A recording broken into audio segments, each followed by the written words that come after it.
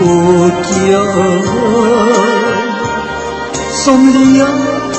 ដោយអាឡ័យ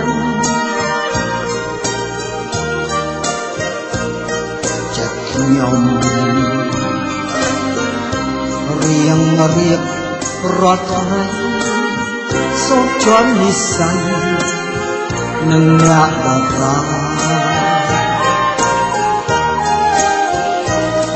ពេលមុនយើងធ្លាប់រួមទុករួមសុខជាមួយគ្នា